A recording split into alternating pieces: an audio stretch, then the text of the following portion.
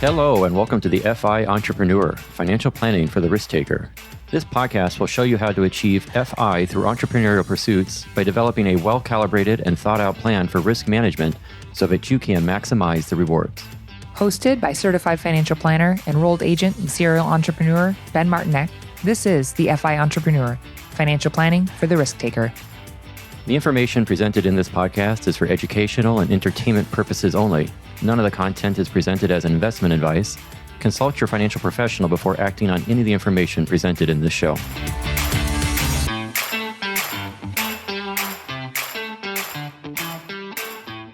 Hello and welcome. This is Ben Martinek with the FI Entrepreneur, Financial Planning for the Risk Taker. Welcome. It's good to have you guys here. We've got a fantastic episode that we're going to be discussing. We're going to be focusing in on franchising, but I won't be doing this alone. I've got my good co-host, my steady support, Andrew Bensavenga with us. Andrew, why don't you introduce yourself? Hi, I'm Andrew Bensavenga, and I'm happy to be here using all the alliteration, fantastic franchising for the financial entrepreneur.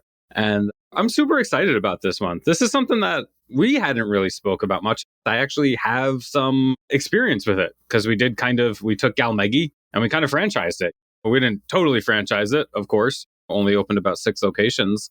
But yeah, I have a little background, I guess. Yeah, so you started a bar and got her going, and then you were like, wow, this is working. So you decided to start another one and then another one. And I mean, did you guys bring in other owners? How did the... Yeah, we brought in other owners and, put together a little training manual. And I trained the people in the kitchen and also in the front of house. And we used the same kind of design team and the design concept for the different places. We went out and vetted different locations with the prospective owners. And we actually also vetted the owners. So a lot of it was a lot of what does go into franchising. It was a really fun experience, actually. Well, awesome. Well, we're going to be talking about that in the nuts and bolts of it, folks, on the FI Entrepreneur. We're wanting to know, as a common theme in this show is all about, is trying to find financial independence through entrepreneurship. So we want to explore some of the different entrepreneurship opportunities that are out there. And certainly one that people kick around a fair amount, and we even have clients within our financial planning business kick around with us, is whether or not to franchise. Should I take a chunk of money and buy into a franchise and then ultimately just start my business that way? Why do I have to go and start from square one and build this whole thing, design this whole thing on my own? Maybe instead, should I just go and take something that's been designed for me and I pay for the right to participate in that and just get her rolling? It's a much shorter learning curve, presumably, and a quicker pathway to success. We want to share and think. Andrew's going to be here to give us some thoughts and ideas on just what does franchising look like, and is this really a good solution?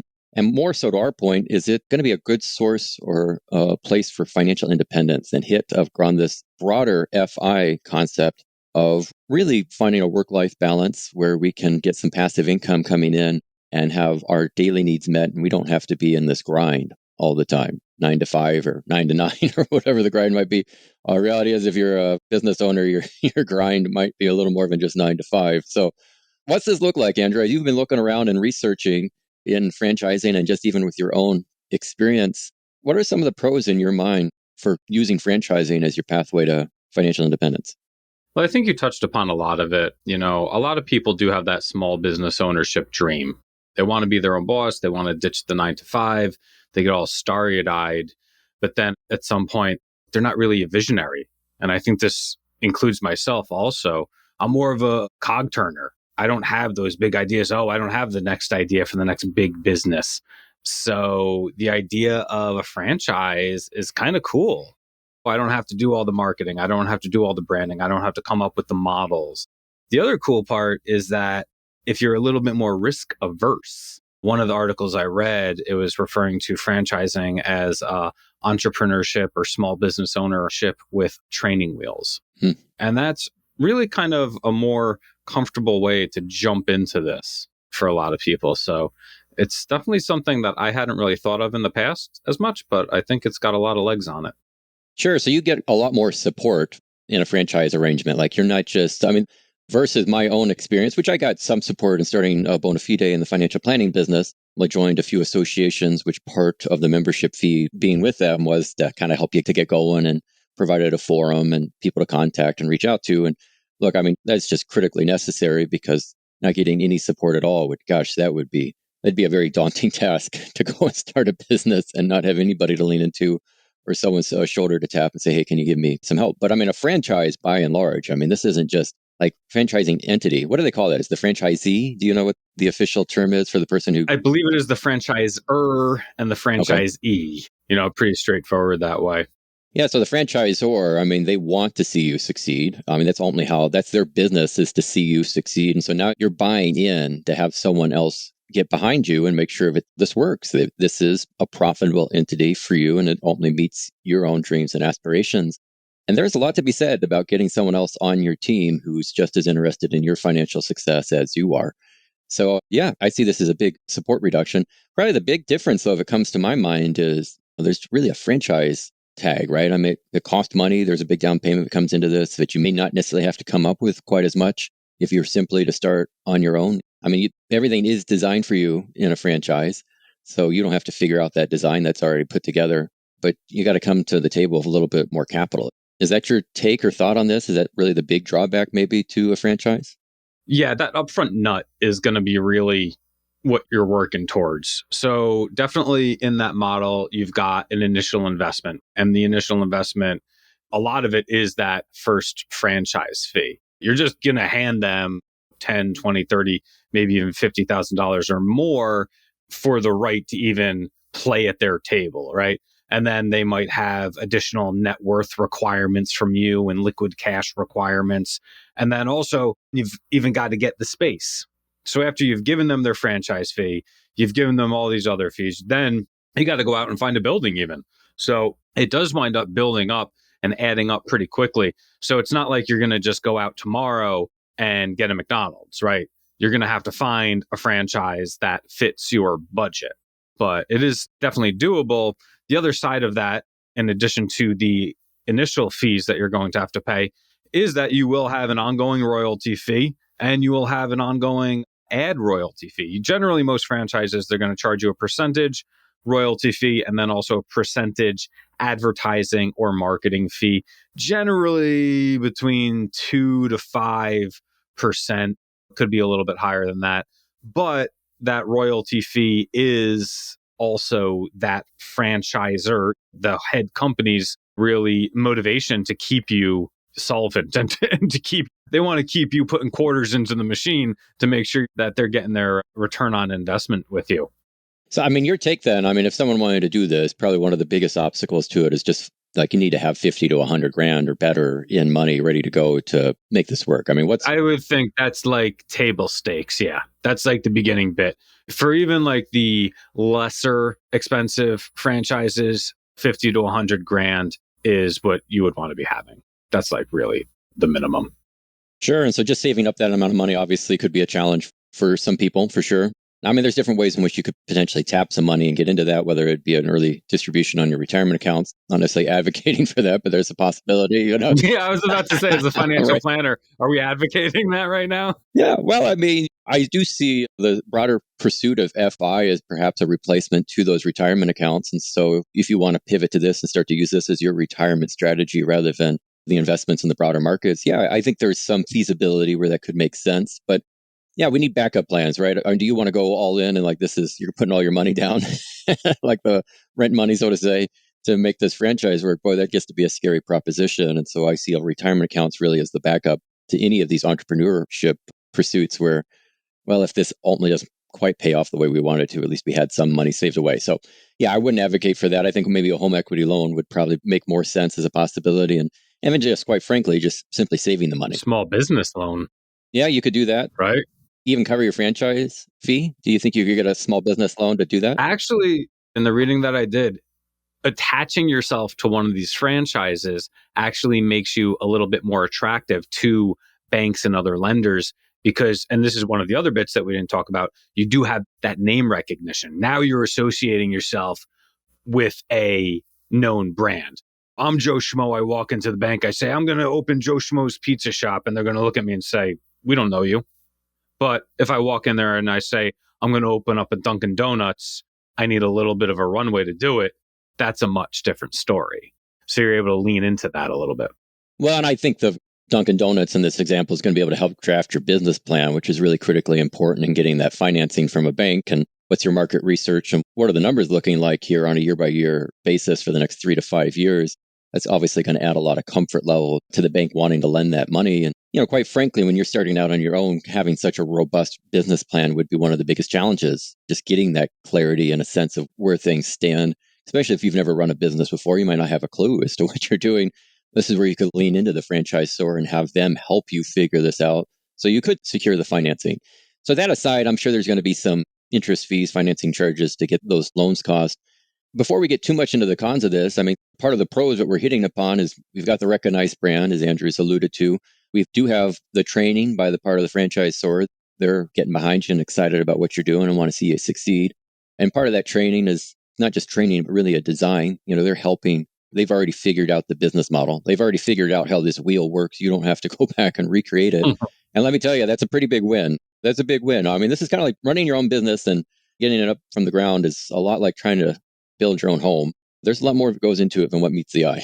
There's so many decisions, so many little things you got to figure and consider. And it gets exhausting after a while. And it's really the difference between building your house from scratch versus just getting a designed home, a pre-manufactured home, even that you can just simply buy and bam, there it is. It's done. Like all those decisions have already been figured out and considered and probably have some level, hopefully, of expertise going into them that you don't have to go and revisit all those decisions. It's a big relief. It's a big win. And especially if it's a proven model, like if you know already that, look, we see, the franchisor can give you some story of success. Like if you do this, we think you're going to win. Like they're not going to get behind you, presumably, unless they think you're going to win. I don't know. Did you see anything in your research, Andrew, that would suggest that franchisors would just kind of collect their franchise fees? That's as much as their interest was in this. Like, what's the downside to them to seeing you not succeed? I mean, is there a concern where they're just after your franchise fee and you're not going to get as much support or that you're hoping or banking on? No, definitely not. I think that the franchise fee it's a perk for them, but they don't care about the franchise fee. They want you there paying them 5% a year for the next 10 years. They also don't want to be opening locations and then closing them down within a year. It doesn't look good for the brand. So I think on the franchisor's side, there's a lot of vetting of the people that come to them and say, we want to open a place. That's also why a lot of the bigger ones, the Subways, the Sonics, blah, blah, blah, they've got net worth requirements and liquid asset requirements that they know, okay, look, if things aren't going so well, this person does have something to fall back on it. It's even similar to some of the accredited investor kind of stuff. Like these more intricate investments are not going to allow you to invest in them unless they know you have the financial wherewithal to do so. And that is to protect their own interests. We would like to say that they're being magnanimous and being generous, but they don't care. They just want to make sure that their brand doesn't take a hit because you don't know what you're doing and you're out of business and within a week. Sure. Well, do they have is there a prerequisite for prior business knowledge or experience in anything that you were seeing? Like, can you just come to them without much prior business background? I think you can definitely come to them without a lot of prior background. I think it would depend on the franchise. All these different businesses, they have a different way of doing things. But they do, one of the bonuses, one of the pros to this is they give you the business model. They help you with site selection. They'll help you with hiring. They'll train you into it. Again, it varies from franchise to franchise, but that is one of the attractive parts of working with a franchise. And when you're considering what franchise that you want to work with, one of the things to definitely be thinking about is like, do I like the company? Do I like the company culture? Because you're not only taking on a franchisor and a brand, you're really getting into bed with these people. And that parent company is your partner in this. So you better make sure as you're going through the initial steps that you like how they do business.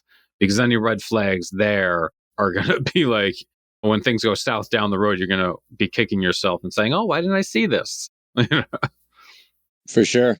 That all makes sense. So, so we're pretty positive here. I mean, so what's the commitment? Like if let's say I decided to go and throw a franchise together and I've got the money and I'm going to drop it. Could this be really a passive investment or does this require a large active commitment on the part of the owner of the franchisee? I'm kind of curious because if these work rather well, is it possible that this is just, maybe we should be thinking of this as just an investment opportunity? Is it that passive in nature? I think it definitely depends on what kind of business you open and then what kind of returns you're expecting out of it. If you want to open a 7-Eleven and stick a couple of teenagers in there, part-time workers making whatever they're making, and you don't worry too much about the bottom line and you're happy to just take a little cream off the top when it's there for you, I think it definitely could be very passive. It doesn't take much to run one of those. If you want to be more hands-on, then you could be in there every day and keep more for yourself. But I think that these are exactly the perfect kinds of businesses to be passive.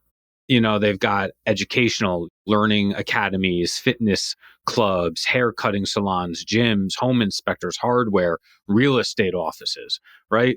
Any one of these could probably be run in a passive manner. I think some lend themselves to that better than others, right? When you get into the restaurants, the real estate, maybe even cleaners and stuff like that, I think that those are less likely to be desirable to be ran passively.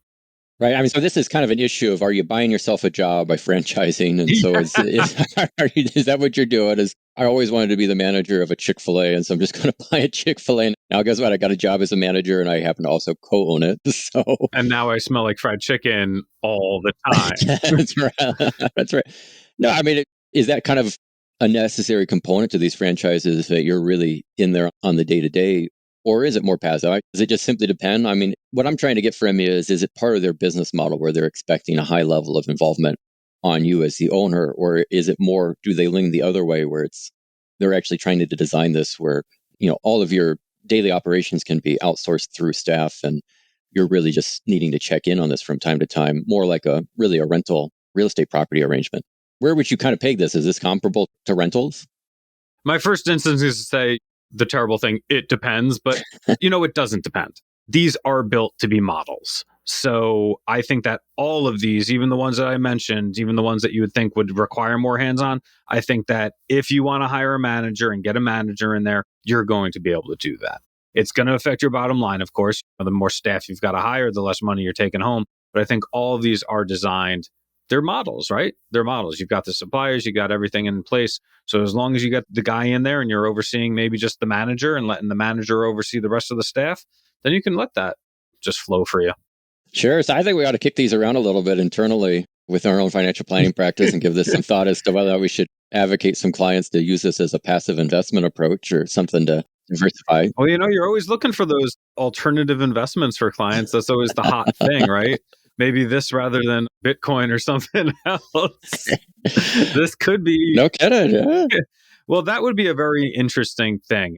And one of the documents that the franchises are supposed to give you, and you want to probably hire a lawyer to look over it, is the franchise disclosure document. And the reason why I bring that up in the same sentence, in the same idea as alternative investments, is I would like to really look at what is the risk profile on these, right? What are the stats on success? Are these sustainable? How many franchises are still around after 5 years? And what are the owners really taking home? What's the net? Yeah. Right? Like, what is a McDonald's owner in middle America, not a crazy market, not a slow market, but just like really across the board? What are they taking home per month? What do you even think? What's the ROI? Yeah. Yeah. If you're putting in $1 million, what are you taking home every year? Is it $100,000? Is that good? Is that enough for you? Sure. You would assume for the level of risk that you're taking on, you would want to be over 10%. If you were taking on a franchise and putting all your eggs into one basket, you'd probably want to be looking at what? 20%, 25% per year? Sure. No, I solidly at least 15 to 20 for sure. Getting north of 20% gets to be pretty challenging, I think, in any investment that someone is pursuing. I mean, to put this in comparison to other investments, if we're going to think of this more as an investment rather than a business pursuit or opportunity, which, if we're pursuing FI, look, we are wanting to have financial independence. And so why wouldn't this be an investment? That's actually how this could achieve FI. So this is really a variation of a rental property investment strategy. And maybe instead of getting a number of rental properties, you get a number of franchises and you own the 3 or 4 McDonald's in town, right? That maybe is around. Let's consider from that way. But, if we're looking at real estate, many times you're looking at 15 to 20% expected returns, I think, to make this become worthwhile. Because in the broader capital markets, future expected returns are certainly diminished there from what they have been from the historical precedent, or at least I think you should have smaller expectations for a number of reasons. That's perhaps another episode to explain why. But we shoot for about 7% for our expected gross returns into the future in the capital markets. So, look, I mean, if this is only netting you in 7% returns, but still requires a higher degree of concentration of capital and greater risk, liability, and the like, then why take any of that risk, clearly? Because there is considerably more risk in pursuing a franchise than there would be if you were just simply to buy into something like VTI, Vanguard's total stock market fund in the US. So yeah, we need to be seeing at least 7% returns on this for sure. How much more are you willing to settle with? I suppose it's up to personal preference partially, but boy, I'd like to see at least 15 to 20% in terms of expected returns to make this really worthwhile and become a clear alternative to either real estate investing or just simply participating in the capital markets. So I think there's a lot that we like about these, and we're going to have to probably dig into them a little more and even just consider them as an investment alternative for some clients. But what are some of the drawbacks? We've hit upon them. I kind of want to circle back to that and give that some time and attention. We obviously have the upfront cost, as you've made mention, and that can be a deterrent for some folks. But look, I mean, if you're going to invest, you got to invest, and putting $50 a month or $500 away is just, that's not going to really get you anywhere. And if we're serious about this, whether it's real estate or franchising, we're talking tens of thousands of dollars normally. So that in itself, I don't see as too much of a deterrent. That's just the nature of the business and what you're getting yourself into. I think I'd have more concern about the ongoing cost and loans and clearing, especially if you have to take on additional loans to acquire this. So it's not just simply the upfront cost of participating, the table stakes. Now I have to go and get a business loan. How many of these franchises fail, Andrew, or that you've seen? What's the likelihood that you take on too much capital or the business just doesn't come in like we were expecting and now you're drowning in your debt and you're not able to make all your payments? Boy, that's a stressful situation. Pretty far from FI. What's the likelihood of that happening? The failure rate, that's something I would definitely have to look into. It's got to be, there's stats I'm sure out there, but it's something to be very cognizant of and be aware of because, so for me, that speaks to my biggest problem with the franchise model. My biggest concern is the lack of control. You have no control over the product, no control over the marketing, no control over the interior, none. When McDonald's wants to change the product, you're stuck with that. And they might take off something that really hits in your market and they don't care. They're dealing with things nationally and you have no control over that. The other part of it is you've got the real estate. Unless you're buying the building, that could also come up and smack you in the back of the head. So you've got a lot of things going on here that you really don't have any control over. And that could exacerbate any natural failure rates that you could have. When you get into small business, you expose yourself to a lot of variables that you have no control over. And a lot of these franchises are really brick and mortar businesses, restaurants, food, convenience stores, haircutting, gyms. You need people in there. It's not as easy as a situation. Well, I would hate to use the word easy in terms of any small business, but it's not as maybe simplified in some ways as a financial planning business or a more like informational based business, right? Businesses that you could run out of your home. Sure. Yeah. I think what you're getting at, Andrew, is just this notion of pivoting. In really all financial planning and really any business, you want the ability to pivot. But if your current plan isn't working, you can fall back to plan B or plan C or come up with another approach. And it's sounding to me like in your take on franchises is your backup options are pretty limited here as a way to make things work. Like if something's not working, what do you just do more of it? Like, I mean, how much can you pivot in one of these? Do you feel like there's really almost no pivot option in that? If you couldn't sell a new product, if perhaps, if you felt like that's what would really help things work? Exactly. Yeah, you put it a lot more succinctly than I did. We had the situation, the pivot situation when Corona really hit Korea and we had the bar. We had lockdowns at 9 p.m. and for a bar that really kills you. So we were able to pivot to like different to-go things or different specials or opening earlier or something else like that. When you're locked into one of these franchises, I think it really reduces your ability to pivot. You can only sell what you sell. You've got burgers, that's what you're selling. It's not like you can have a McDonald's and start selling tacos. Sure. Yeah. So if for whatever reason tacos start to become in favor in your market, or maybe the taco shop starts killing it right across the street from you and yours is no one wants to buy your hamburgers anymore if you're McDonald's or whatever it might be, that's what you sell. You can't change. You can't adjust your business model or your product or service all that much. So Sure.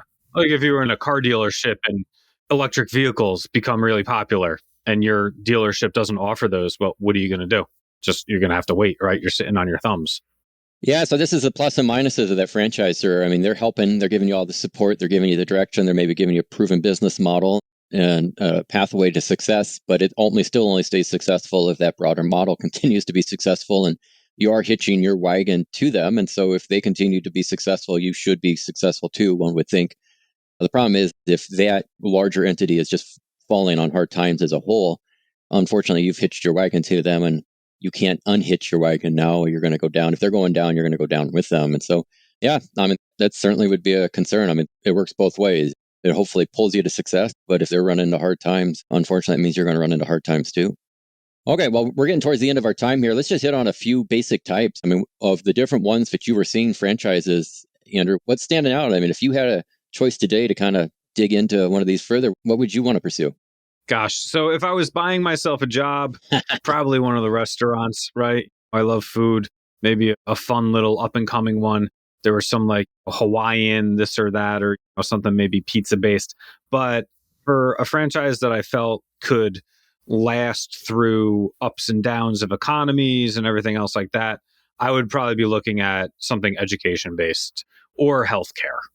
I feel that both of those have good legs on them, and they're things that people will continue to spend on in good times and in bad. And the educational things, private learning academies, they also had lower price barriers to entry. So that's kind of where I was like, oh, that looks interesting. Education's an interesting one, right? Because I mean, what parent doesn't want to love on their kids and give them a good education if they've got the money to go and put them into, preschool or after school or some additional tutoring or the like. And so it just seems like that would be an area that you could secure business and continue to secure business. And I can see healthcare. That's a pretty top pressing issue. We're saying healthcare, you're meaning really gyms, right? Primarily, is that what you're? Actually, no, it was like elder care. They had franchises that were, Uh, geared towards elder care. They had franchises even geared towards like estate planning and the settling of estates when a loved one passes or something like that. Might be a very difficult, emotionally difficult business to be in, but there's certainly a need for it. Yeah, so I mean, franchises, folks, I suppose just aren't limited to fast food chains. I think that's probably what most Yeah. sticks out in our minds when we think of franchising is, oh, well, let's go buy a McDonald's or something. But that's not your only option in this space. As Andrew's alluding to, you can get into gyms, home inspection, hardware, cleaners, hair cutting, private schooling, preschooling, daycare businesses. There's a whole number of different other franchising opportunities. And maybe in the grand scheme of things, would actually be better solutions than that fast food chain. Gosh, I don't know. I mean, the whole drawback to like a fast food chain is like they've created this to be able to be run by teenagers, but then you're also turning your business over to teenagers. Like, does that make a lot of sense? And you have to work with teenagers every day. I don't Yeah. know. You just chose your coworkers. Uh, Yeah. Yeah. I'm not so sure that's a smart move there. Yeah. So, all right. Well, we've got other tips that we could hit upon, but I think we've done a pretty good job of nailing this. You got any closing thoughts or comments? I want to know what franchise you're opening, Ben. If the financial planning goes to pot and you got to start over again, what franchise are you opening? Oh man, well, I mean, just as much as I just said, don't go into fast food. I tell you, there's been a few Culvers and Chick-fil-A's that have opened in our local market, and they seem to be constantly busy and doing well. And Chick-fil-A line, it's like, I don't know, half a mile long almost every day. So it seems like it'd be hard to go wrong with a business that's running hot and busy all the time. So I suppose that would be of top of mind. I'm not sure if I'd really actually pull the trigger on it, but I'd like to learn more. What are those guys doing? I certainly like their product, and it might be oversaturated now here in our local market. I don't know if there's much opportunity any longer. There you go. You got to find that next franchise that everyone else we haven't opened up, and you're the first one to market. A little scary in that way, but boy, it seems like a big bet that could pay off. Yep. Yep. All right. Well, I'm coming for the fried chicken. Oh, you can't go wrong. Chick-fil-A, gosh, that's good stuff. Yeah, that's my little guilty pleasure for sure. Okay, well, everyone, thanks for joining us for today's call. Hopefully you picked up a few tidbits. Franchising, yeah, I'm interested in this from a passive investment approach. Maybe we could add this to client portfolios and get them to go down that pathway. I think we'll have to explore that a little more. And then if you're looking to jump into entrepreneurship, but don't want to go and take it all on yourself and are looking for just a little more guidance and support, yeah, let's give some serious consideration to franchises. Definitely not a bad idea. As someone who has started his business from the get-go, and I haven't been completely on my own from day one, certainly have had support. So I wouldn't be a franchise, but I've been part of associations that have given me guidance. I tell you what, it's still hard, folks, really hard. I mean, there are a lot of decisions that come in the design of a business, and although that's fun and exciting and romantic, it also can be exhausting, if we're going to be honest. And so this pursuit of a franchise could really be a nice halfway point, something for you to give consideration for.